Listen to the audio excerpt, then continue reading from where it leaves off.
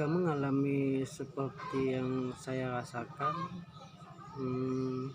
di awal tahun 2023 dari bulan Januari masuk bulan Februari, yang dimana toko sembako banyak yang diuji itu mental, terutama sepinya pembeli. Tapi yang saya ceritakan di sini yang ada di tempat kami sebenarnya. Jadi bukan hanya toko sembako kosir, kecil, besar, mewah.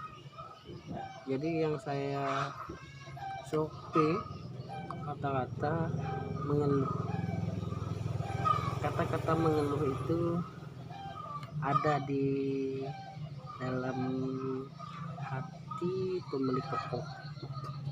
Kita tahu di akhir tahun 2022 itu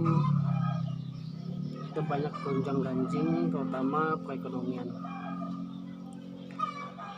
Kesulitan masyarakat mendapatkan uang yang jelas, sehingga berdampak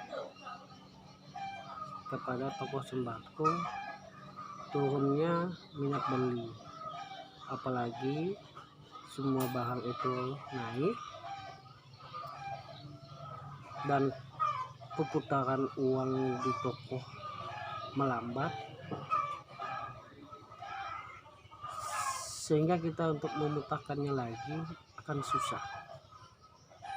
Jadi hal-hal yang seperti inilah yang saya rasakan.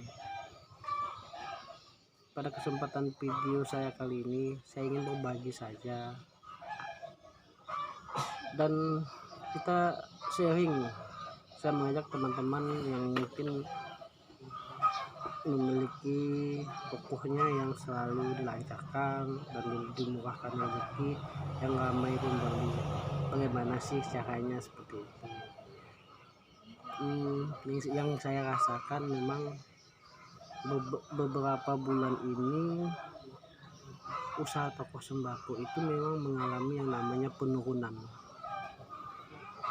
dari minat beli masyarakat, yang dimana sebelumnya di tahun-tahun sebelumnya minat beli masyarakat itu masih stabil.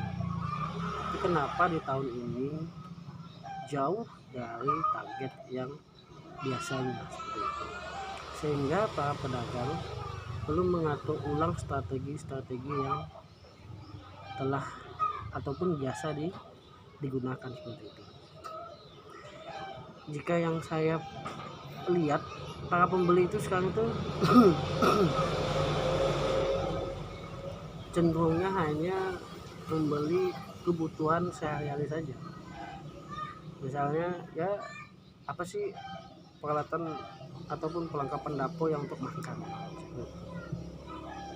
Jadi itu saja yang dibeli, karena mungkin bisa jadi ya dia menghemat karena keadaan yang untuk mencari uang itu lagi susah-susahnya seperti itu. Ya tidak ada cara lain untuk para pedagang ataupun yang saya alami lah, dan saya tidak ingin ya berambisi besar.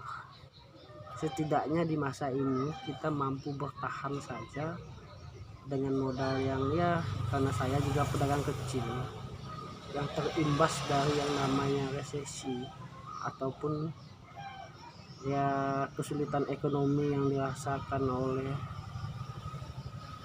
para masyarakat kita dan imbasnya ke kita buat bagaimana pengeluaran kita itu kita batasi dulu. Hal-hal yang tidak penting jangan dulu kita keluarin, stuck dulu di untuk modal saja dulu. Apalagi yang memiliki cicilan kredit, terutama di cicilan di bank. Jika situasi sepi itu jelas akan susah untuk setoran banknya, tambah lagi dagangan ini putarannya melambat. Hal-hal itu bakalan bahaya untuk toko sembako. Untuk kawan-kawan juga ya mengeluh boleh, tapi putus asa jangan, karena bagaimanapun percaya tidak percaya, selama kita sudah berusaha, bantu dengan doa dan niatnya kita itu untuk menghidupi keluarga kita, semoga ada satu hari ke depan kita dipermudahkan oleh Yang Maha Kuasa, seperti kita dibuka lancaran juga seperti itu. Ya intinya kita sabar-sabar saja sih. Ya video ini saya juga tidak tahu judulnya apa, arahnya kemana, dan ingin berbagi saja apa yang saya alami seperti itu. Ya memang yang biasanya pendapatan bisa untuk menutupi setoran, terutama setoran, karena lebih banyak ngambil ke sales-sales yang datang kan, jadi setorannya per minggu biasanya alhamdulillah mampu nutup. Kalau sekarang ini beratnya ya tidak sesuai, sehingga kita punya stok barang juga tidak lagi banyak, ya belanja juga apa adanya, setidaknya ada gitu. Tapi yang namanya toko sembako lengkapi bahan 9 pokok itu tadi, seperti bahan dapur, kebutuhan hari-hari, itu saja dulu yang disetok. Yang lainnya ya putarannya bakal lambat, juga akan mempersulit toko kita seperti itu. Kawan-kawan ya beli saja, misalnya seperti gula, kopi, minyak, garam, micin, beras, itu mesti ada, dan bawang itu mesti ada dulu. Yang seperti jika memang seperti pempes, tisu, ya yang tidak terlalu dibutuhkan ibu rumah tangga lah, usahakan sampingin dulu. Bukan kita tidak ingin memasuki, kalau memang ada modalnya tidak masalah gitu kan. Tapi kalau tidak ada, usahakan 9 bahan pokok itu tadi tetap stay di bawah sembako, sehingga jika satu item tidak ada, jika dia ingin membeli 5 barang tapi yang satu itu tidak ditemukannya tadi, dia bakalan lari dari dagangannya kita, sehingga kita akan rugi besar. Dan itu selalu saya alami teman-teman. Pengalaman saya ya baru berdagang sekitar 7 tahun, dan masa memang luar biasa itu ya tahun-tahun ini, tahun-tahun 2022 2023 ya, mungkin ujian para pedagang itu kan.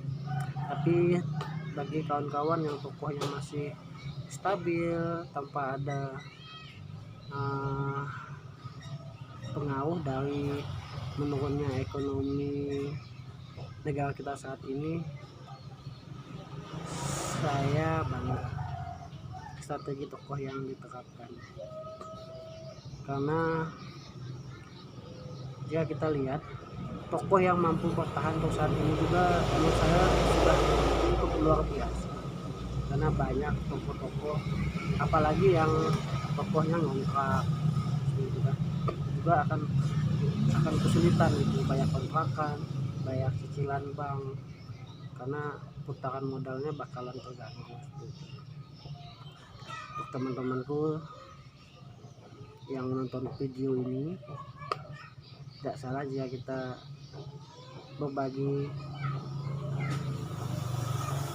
pilu dan kesan kita dalam dunia usaha sembako.